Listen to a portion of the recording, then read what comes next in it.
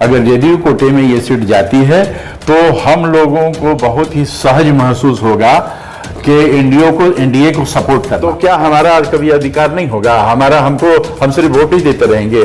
कभी हमको भी तो प्रत्याशी बनाया जाए, कभी हमको भी तो नेतृत्व दिया जाए, कभी अल्पसंख्यक समुदाय के सारे लोग जो हैं वो वोट देते रहते हैं, तो कभी अल्पसंख्यक समुदाय के भी को भी नेतृत्व दिया से ही वहाँ भाजपा जो है लड़ रही है। भाजपा का वहाँ ये है, हम लोगों ने पूरी तरह से सपोर्ट किया है और करते रहते हैं। तो कभी एक आध बार मौका तो मिलना चाहिए ना जदयू को। और एमवाई का समीकरण बना के उन्होंने पूरे अल्पसंख्यक समुदाय के लोगों को सिर्फ और सिर्फ बहकाया है और एक वोट बैंक की तरह उसका प्रयोग किया। लेकिन आपको नहीं लगता है कि आज भी अल्पसंख्यक समुदाय, मुस्लिम समुदाय है, वो एनडीए से कटा रहता है? कहीं ऐसा तो नहीं कि भाजपा कारण जदयू को भी नुकसान हो रहा है कि अल्पसंख्यक उनसे जुड़ नहीं पा रहा है? उसको लगा दिया गया है इस काम पे कि भाजपा हराओ, तो भाजपा हराने से हमारा क्या फायदा होगा? सारा क्षेत्र जो है वो मालामाल हो रहा है स्वास्थ्य के क्षेत्र में, शिक्षा के क्षेत्र में, लेकिन हमारा जो 111 गोरेकोठी है वो इससे अभी वंचित है। क्या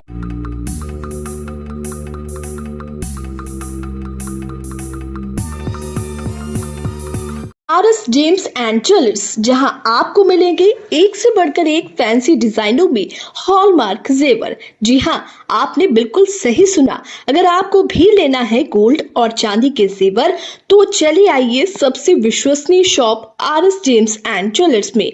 हमारा पता है लाल पैलेस स्टेशन रोड, सिवान। हमारा संपर्क नंबर है 9572658649 79798694। नमस्कार, मैं सचिन और आप देख रहे हैं बिहार न्यूज एक्सप्रेस। बिहार विधानसभा चुनाव में चर्चा के लिए इस वक्त बिहार न्यूज की टीम पहुंची हुई है गोरियाकोटी विधानसभा में और हमारे साथ जदयू के गोपालगंज जिला के प्रभारी, जदयू के वरिष्ठ नेता नजमुल होदा जी हैं और इनसे हम बातचीत करेंगे। ये संभावित प्रत्याशी भी है, गोरियाकोटी विधानसभा से भावी प्रत्याशी है। हालांकि गोरियाकोटी विधानसभा की बात कर ले तो ये सीट अभी भाजपा कोटे में ही है, लेकिन ये जदयू से है और जदयू से ये इनकी इच्छा है कि इस बार भाजपा नहीं जदयू कोटे में ये सीट जानी चाहिए और ये प्रबल दावेदार है। नजमुल जी, बिहार न्यूज एक्सप्रेस में आपका स्वागत है। आप सबका बहुत बहुत धन्यवाद। आप सब दूर से चल के हमारे पास आए और समय दिया। आप सबके लिए और आपके माध्यम से सारे ही हम अपने बिहार वासियों और ख़ासकर सीवान जिला और ख़ासकर 111 गोरियाकोठी की जनता को मैं उनको जो है बहुत बहुत उनका स्वागत करना चाहता हूं और उनको धन्यवाद करना चाहता हूं कि वो ये चाहते हैं कि गोरियाकोठी विधानसभा इस बार जदयू के खाते में जाए। नजमुल जी, गोरियाकोठी और बड़हड़िया की बात कर ले तो बड़हड़िया जदयू कोटे में है, लेकिन वहाँ चाह रहे हैं लोग कि भाजपा की सीट चली जाए और गोरियाकोठी भाजपा है तो जदयू के नेता चाह रहे हैं कि जदयू में। तो साफ तौर पर जो नेता है स्थानीय बड़हड़िया और गोरियाकोट के, इन लोगों का कहना है कि सीट को थोड़ा सा चेंज करते रहना चाहिए। इस पे आप क्या कहेंगे?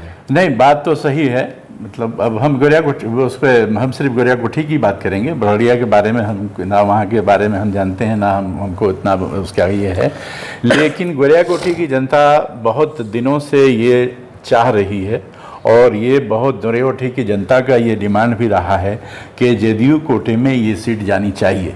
अगर जदयू कोटे में ये सीट जाती है तो हम लोगों को बहुत ही सहज महसूस होगा कि एनडीए को सपोर्ट करना। ओवरऑल हम लोग एनडीए की बात करते हैं, हम लोग किसी पार्टी स्तर की बात नहीं करते हैं और हम एनडीए के लोग बिल्कुल एकजुट हैं और एनडीए का जो भी प्रत्याशी वहां आएगा, किसी भी क्षेत्र में जाएगा, एनडीए का प्रत्याशी जो होगा वो एनडीए के सब लोग मिलके उसको जिताने की कोशिश करेंगे।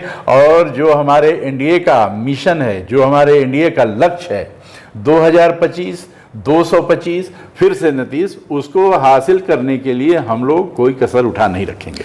आपने बोला कि अगर जदयू कोटे में गोरियाकोटी विधानसभा जाती है, जदयू का प्रत्याशी होता है तो एनडीए के लिए सहज होगा। तो भाजपा भी तो एनडीए का हिस्सा है, तो फिर आखिर जदयू क्यों चाह रहे हैं आप लोग? हम लोग भी चाह रहे हैं इसलिए कि बहुत दिनों से ही वहाँ भाजपा जो है लड़ रही है। भाजपा का वहाँ ये है, हम लोगों ने पूरी तरह से सपोर्ट किया है और करते रहते हैं। तो कभी एक आध बार मौका तो मिलना चाहिए ना जदयू को भी। और ये समीकरण भी देखा जाए तो भाजपा के हिसाब से सूत्र बताते हैं तो भाजपा के हिसाब से, इसलिए शायद जदयू कोटे में नहीं जाता होगा। नहीं, ऐसा नहीं है। समीकरण बिल्कुल साफ है। वहाँ 111 गोरियाकोठी क्षेत्र में सबसे ज़्यादा जो आबादी है अभी जो सूची आई है आपके वोटर लिस्ट जो आया है उसके अनुसार सबसे अधिक जो वहाँ वोटर हैं वो माइनॉरिटी के लोग हैं, मुस्लिम। अच्छा, मुस्लिम वहाँ पे हैं, करीब करीब 79,000 वहाँ मुस्लिम वोटर्स हैं। अच्छा, और उसके बाद यादव वोटर्स हैं। तो क्या हमारा कभी अधिकार नहीं होगा? हम सिर्फ वोट ही देते रहेंगे? कभी हमको भी तो प्रत्याशी बनाया जाए, कभी हमको भी तो नेतृत्व दिया जाए, कभी अल्पसंख्यक समुदाय के सारे लोग जो हैं वो वोट देते रहते हैं, तो कभी अल्पसंख्यक समुदाय के भी को भी नेतृत्व दिया जाए। अच्छा, आपने बोला कि हम लोग केवल वोट देते रहे, हमारा भी अधिकार है कि हम चुनाव लड़े। जो महागठबंधन है, तेजस्वी जी, राहुल गांधी, वे लोग भी एनडीए पे लगातार आरोप लगाते हैं कि मुस्लिम समुदाय को केवल बरगलाया जाता है एनडीए के द्वारा। तो आपने भी वही बात कही कि केवल हम लोग वोट देते रहे, हम चुनाव नहीं लड़े। नहीं, देखिए, जो वो कह रहे हैं उनके कहने में और हमारे कहने में अंतर है। उनके कहने में ये है कि वो हमेशा से ही, मतलब 1980 से, जब से वो उनकी सरकार रही है 15 वर्ष, उन्होंने एक MY का समीकरण बना दिया और MY का समीकरण बना के उन्होंने पूरे अल्पसंख्यक समुदाय के लोगों को सिर्फ और सिर्फ बहकाया है और एक वोट बैंक की तरह उसका प्रयोग किया है, लेकिन अल्पसंख्यक समुदाय के लिए कोई विकास का काम नहीं किया, मुख्य धारा से जोड़ने का काम आरजेडी ने या कांग्रेस ने नहीं किया। ये बिल्कुल साफ है। नजमुल, 1 मिनट रोकेंगे। आपने कहा कि जो राजद के लोग हैं जी, उन्होंने अल्पसंख्यक समुदाय को बहकाने का प्रयास किया। अभी राहुल गांधी सिवान भी आए थे, पूरे बिहार का दौरा कर रहे थे। सोशल मीडिया आप भी देखते होंगे, उसमें देखेंगे अल्पसंख्यक समाज के लोग बढ़ चढ़कर महागठबंधन के पक्ष में थे, राहुल गांधी के पक्ष में थे और तेजस्वी यादव के पक्ष में थे। जब बहकाते तो इतने ज्यादा लोग पक्ष में तो नहीं होते। देखिए, भीड़ जुटाना एक अलग चीज है और वोट देना एक अलग चीज है।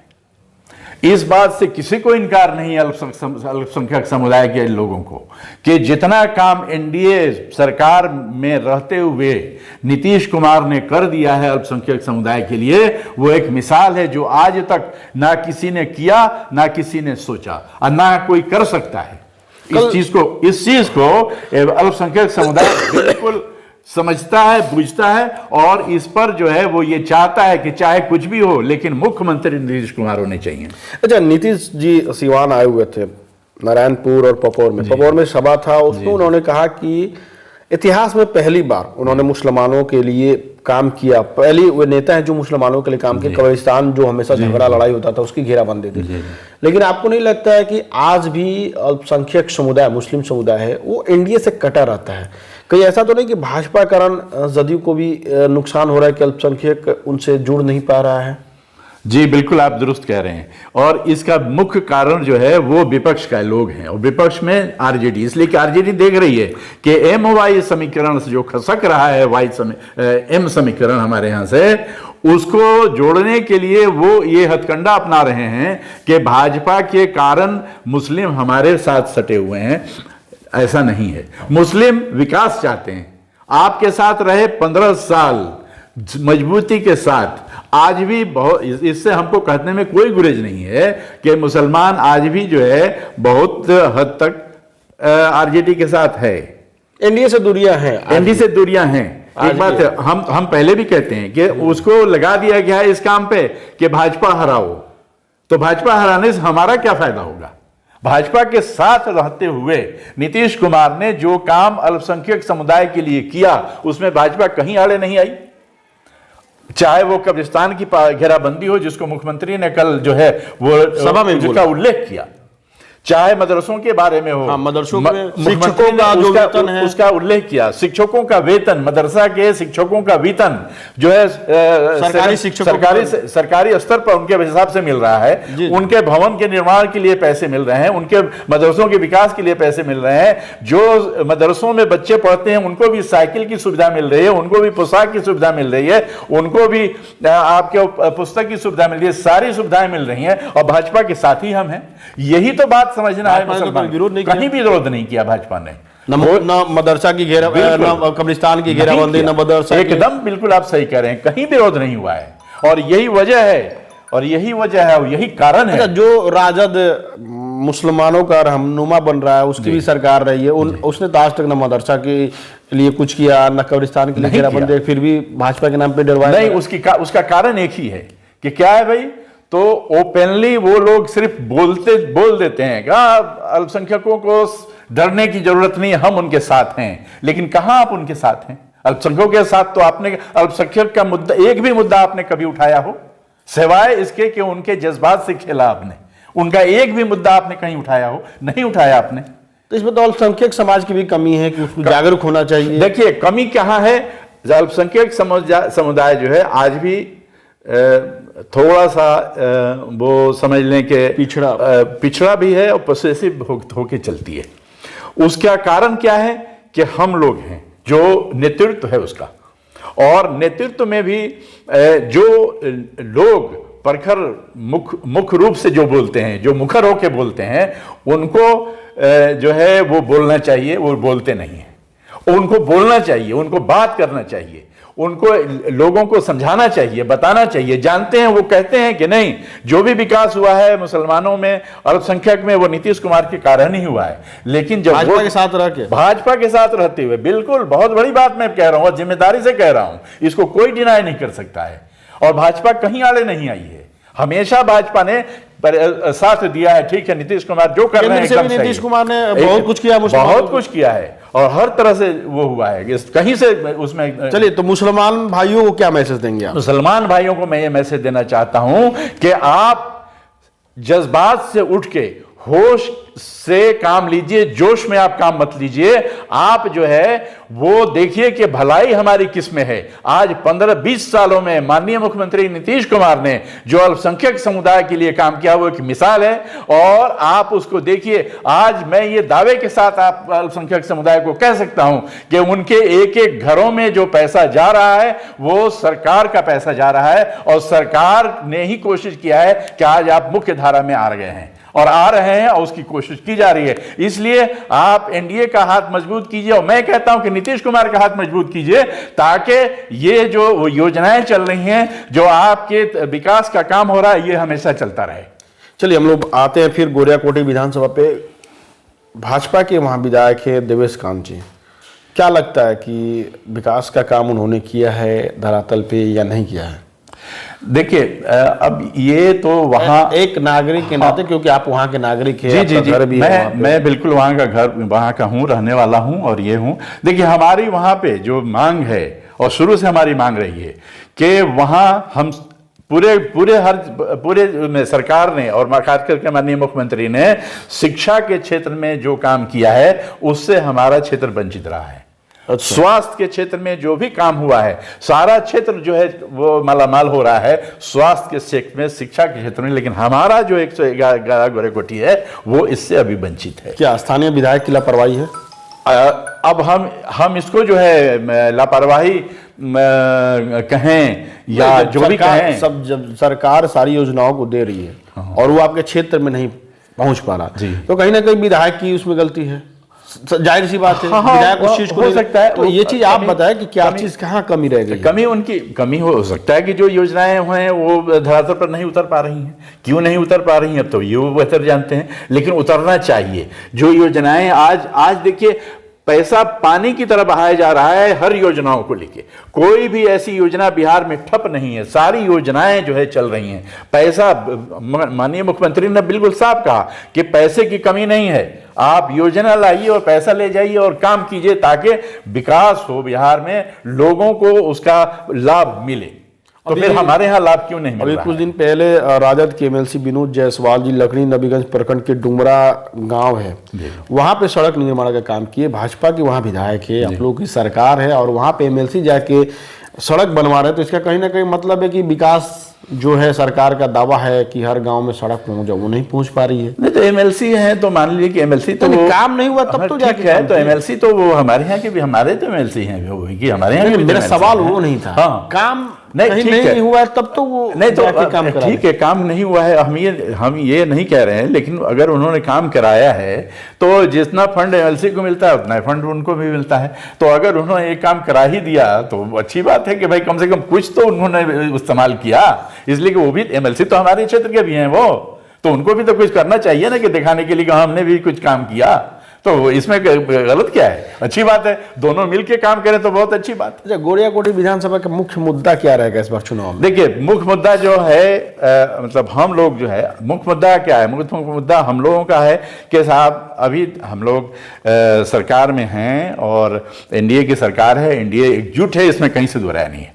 हम लोग जब तक के सीटों का बंटवारा नहीं हो जाता है, पूरे 111 गोरियाकोटी की जनता और हम लोग जदयू परिवार के लोग ये मांग कर रहे हैं अपनी पार्टी से कि वहां 111 गोरियाकोटी क्षेत्र को बदला जाए, उस वहां बदलाव लाया जाए, वहां जदयू का प्रत्याशी दिया जाए, किसी को भी दिया जाए।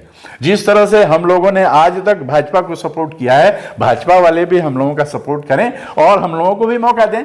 अच्छा, अगर नहीं मिलता फिर भाजपा को? हम लोग एकदम साथ हैं, एकजुट हैं। किसके साथ हैं? एनडीए के साथ हैं, भाजपा के प्रत्याशी एकदम साथ हैं, कहीं से। अच्छा, गोरियाकोटी की बात कर ले तो लकड़ी नबीगंज क्षेत्र जो है गोपालगंज बॉर्डर से सटता है, गोरियाकोटी का कुछ हिस्सा छपरा सटता है। शराबबंदी के बाद कई सारे मामले आए, कई सैकड़ों लोगों की अभी तक मृत्यु हो चुकी है जहरीली शराब से। क्या लगता है कि आज भी वहां जहरीली शराब मिलती है? शराबबंदी सफल नहीं हो पाई। कई सारे लोगों ने, गोरियाकोटी विधानसभा की आप उठा के देखेंगे, कई लोगों की मौत हो चुकी है, किसी के आंखों की रोशनी चली गई। तो कहीं ना कहीं शराबबंदी तो पूरी तरह सफल नहीं है। देखिए, शराबबंदी जो एक मुद्दा है, ये राजनीतिक मुद्दा नहीं है, ये सामाजिक मुद्दा है। और शराबबंदी की जो पहल की है माननीय मुख्यमंत्री ने, वो सरकारी स्तर पर पहल तो किया है, लेकिन इसको सरकारी मुद्दा विपक्ष में बना दिया। मान लीजिए कि अगर हमारा बेटा शराब पी रहा है तो क्या हमारी जिम्मेदारी नहीं है कि हम उसको रोकें? क्या सरकार एक पुलिस उसके लाठी लगा देगी कि भाई उसको जाके रोको? नजमुल जी, आप एक राजनीतिक की तरफ बातों को घुमा रहे। मैंने सवाल किया कि क्या शराबबंदी सफल नहीं है तभी तो वहां शराब पहुंच रही है? देखिए, वो भी जहरीली शराब। प्रशासन इतना मुस्तैद है, इतना नियम कानून टाइट है, उसके बाद शराब वहां पहुंची थी, इतने लोगों की मौत हुई थी, तो कहीं ना कहीं शराबबंदी। देखिए, एक चीज है, ये आज का मुद्दा नहीं है, ये पुराना मुद्दा है, लेकिन आज भी शराब वहां बिकती है, लगातार तस्कर पकड़ाते हैं। नहीं, तो वो खाली वहीं से नहीं पकड़ाते हैं, वहां लोगों की मौत हुई थी। मौत हुई थी, देखिए मौत हुई थी, तो मौत तो कहाँ नहीं हुई है, हर जगह मौत हुई है। मतलब सिर्फ यूपी में कितनी मौतें हुई हैं, कोई उसका जिक्र नहीं करता है। बिहार में अगर एक दो का कोई ऐसा हो गया तो आप उसी को लेके चले गए तो नहीं ना होगा, आगे बढ़ेगा। आगे बढ़ना है, हमने जो बातें हो गई वो फिर दोहराई नहीं जाए। और जैसे देखिए, लकड़ी नबीगंज की आपने बात की, लकड़ी नबीगंज में हरदिया में एक तेगा मोड़ है जहां पर यह वाकया हुआ था, वो आज से 5 साल पहले की बात है, आज की बात नहीं है। 2-3 साल हुए। हाँ, 5 साल हो गया वो। लगभग 30-40 लोगों की। हाँ, 30-40 लोगों की नहीं, 18 लोगों की मृत्यु उसमें हुई थी। और उसके बाद आज तक इस तरह की कहीं ऐसी घटना नहीं हुई। सब लोग जो है, प्रशासन बहुत ही चुस्त दुरुस्त है, इसमें कोई शक नहीं। मैं बिल्कुल दावे से कह सकता हूं। अब एका दो का घटना ही सबसे बड़ी, देखिए आप जो कह रहे हैं कि सफल नहीं हुआ, कैसे सफल नहीं हुआ? हम लोग जब ये शराबबंदी नहीं हुई थी उस वक्त देखते थे कि रास्ते पर शरीफ आदमी का चलना मुश्किल था। 2 4 10 20 को पी के लफंगा जो है वो गिरता पड़ता था, लफंगा की बात नहीं, नजमुल जी, लेकिन आज की तारीख में है किसी की हिम्मत की शराब पी के कोई रोड पर चले? आपको रोकेंगे टोकेंगे क्योंकि युवाओं की बात है। लफंगा पी के गालियां देता था, लेकिन शराबबंदी के कारण एक आलम ये रहा कि आज स्माइकर गैंग काफी ज्यादा सक्रिय हो गया। जो उड़ता पंजाब हम लोग कहते थे कि पंजाब में युवा नशा करते हैं, आज बिहार में उठा के देख लीजिए, आपको खुद एहसास होगा, भले ही आप कैमरे के सामने ना बोले, लेकिन आप गांव में उठा के देख लिए तो युवा जो है स्माइक के नशे में धूत है। और शराब से खतरनाक ये लत है स्माइक का, ये शराबबंदी के कारण ही हुआ। और स्माइक के नशे में बहुत सारे आपराधिक घटनाएं। ठीक है, तो आप ये चाहते हैं कि मतलब लोग शराब पी के? नहीं, मैं ये नहीं चाहता। आपने बोला कि लफंगे करते तो अच्छा, एक चीज, वो लफंगे कौन लोग हैं? वो तो किसी का बेटा होगा, किसी का भाई होगा, तो उसके घर वालों की जिम्मेदारी नहीं है कि 8 बजे रात के बाद हमारा बेटा कहां है, कि सारी जिम्मेदारी सरकार पे है। जिस तरह शराबबंदी हुई इस तरह स्माइक पे भी तो कंट्रोल करना चाहिए। एकदम कंट्रोल है। आप बताइए तो सही, कोई आप चिन्हित कीजिए, अगर वहां प्रशासन नहीं पहुंचती है तो बोलिए। सबको पता रहता है, फिर वही सबको पता रहता है। नहीं, ये आपकी भी जिम्मेदारी, आप अपनी जिम्मेदारी समझ भागिए। सबको पता है, आपकी जिम्मेदारी। आप भी चिन्हित कीजिए, आप भी चिन्हित कीजिए, बताइए कि फला जगह पे स्मोकर्स बैठते हैं, चिन्हित कीजिए, प्रशासन को बताइए। लकड़ी नबीगंज क्षेत्र जो है बाढ़ ग्रसित है, पानी आती है, काफ़ी सारा लोगों को परेशानी होती है, उसके लिए क्या कुछ उपाय होना चाहिए, क्या कुछ उपाय हुआ? देखिए, बाढ़ के लिए तो हमेशा से जो है बाढ़ का जो एक प्रकोप है, जो पिछली बार एक बार हुआ था, उसके पहले तो नहीं हुआ है। 1-2 साल से नहीं हुआ। हाँ, 3-4 साल से नहीं हुआ है। 4 साल पहले की बात है जो बाढ़ आया था इसमें। लेकिन अभी भी डर रहता है कि कभी भी पानी मतलब देखिए, नेपाल का बॉर्डर हमारे साथ लगता है। अब नेपाल जब करके पानी को छोड़ दे तो वो हो जाता है कि दिक्कत हो जाती है। अब हमारे यहाँ जैसे नहर है, मेन नहर गंडक बहती है, अब गंडक का वो बांध टूट गया, उससे पानी आ गया। वरना कोई ये नहीं है कि मतलब बाढ़ग्रस्त इलाका है, ऐसा नहीं है। तो इसको हम नहीं मानेंगे, ऐसे कि हम वहाँ के रहने वाले, हम लोग एक एक इंच जमीन से वाकिफ हैं। चलिए, विपक्ष की बात कर ले तो विपिन कुशवाहा क्षेत्र में बहुत मेहनत कर रहे हैं, नूतन वर्मा चुनावी मैदान में उतरने की तैयारी कर रही है, तो कौन से प्रत्याशी आप लोगों के लिए आसान रहेंगे? अब ये तो उनकी बात है, हम क्या कर सकते हैं? आप टक्कर हो, आप ही से ना एनडीए के प्रत्याशी उतरेंगे सामने। हम तो कह रहे हैं कि हमारे यहाँ कोई टक्कर नहीं है। हमारे माननीय मुख्यमंत्री ने जितना काम कर दिया है, उस काम को लेके हम जो है हमेशा लेकिन गर्वान्वित विपक्ष कह रहा है कि जब से तेजस्वी यादव जी, राहुल गांधी ने यात्रा किया है बिहार में, वोट अधिकार यात्रा, तब से बिहार में बदलाव की मांग चल रही है। ना ठीक है, मतलब बदलाव होना चाहिए। उनका परसेप्शन है, ये उनका हो सकता है, विपक्ष है, कुछ भी कर सकते हैं, हम तो उसमें नहीं ना कहेंगे। लेकिन हम जो देख रहे हैं वो हम इस चश्मे से नहीं देख रहे हैं कि ये हम इस चश्मे से देख रहे हैं कि जो विकास हुआ है वो विकास हमारा बोल रहा है। अब वो विकास एक एक व्यक्ति तक पहुंचा है। जदयू के पटना के वरिष्ठ नेताओं से बात हुई जदयू सीट को लेकर, गोरियाकोटी को?